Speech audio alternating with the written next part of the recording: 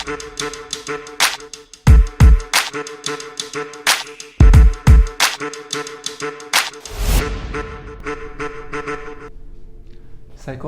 merujuk kepada gangguan pemikiran yang menyebabkan individu yang mengalaminya hilang kemampuan untuk membezakan di antara pengalaman yang nyata dan yang tidak nyata.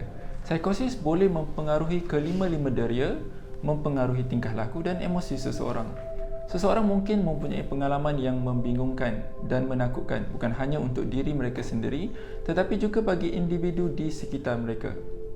Gejala psikosis berbeza mengikut individu, namun secara umumnya terdapat dua gejala utama iaitu halusinasi dan delusi. Seseorang yang mempunyai halusinasi akan mendengar, melihat, mencium atau merasakan sesuatu yang sebenarnya tidak berlaku dalam kenyataan.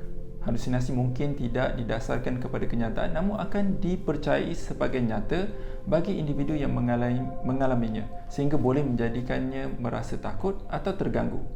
Sebagai contoh, individu yang mengalami halusinasi jenis auditori mendengar suara walaupun suara itu tidak didengari oleh orang di sekelilingnya dan tidak kelihatan. Suara tersebut mungkin memanggil nama atau memberi arahan tertentu.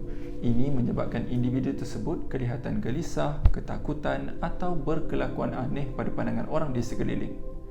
Delusi pula adalah keadaan di mana seseorang mempertahankan kepercayaan yang kuat terhadap sesuatu yang pada umumnya tidak diterima oleh masyarakat sebagai sesuatu yang benar atau berdasarkan kenyataan.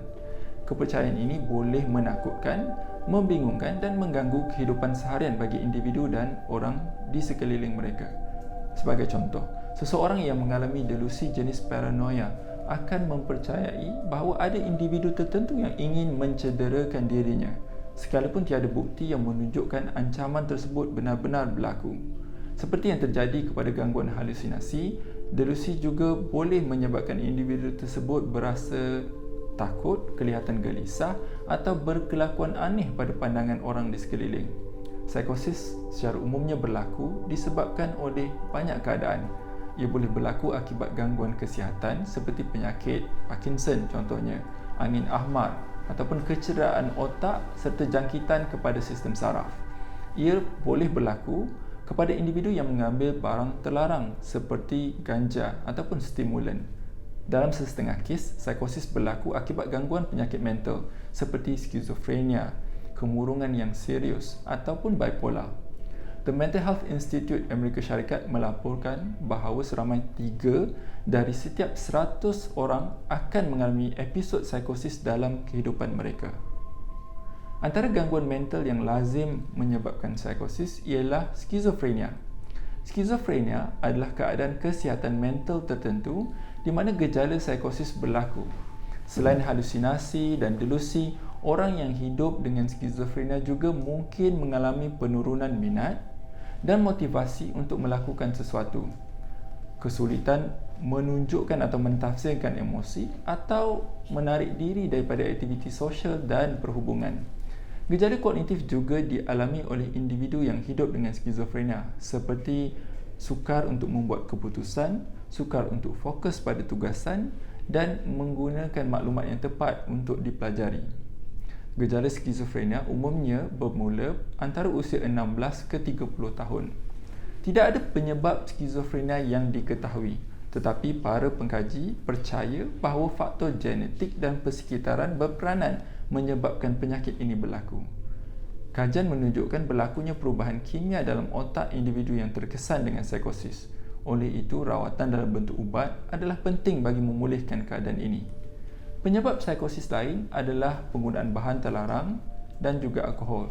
Dalam kebanyakan kes, gejala ini berlaku untuk tempoh masa yang pendek, mungkin beberapa jam atau beberapa hari. Namun penggunaan yang banyak pada masa yang panjang boleh menyebabkan psikosis berlangsung lebih lama. Bagaimana psikosis dirawat?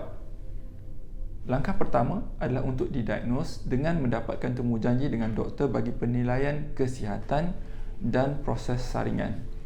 Saringan kesihatan adalah penting bagi mengenal pasti punca.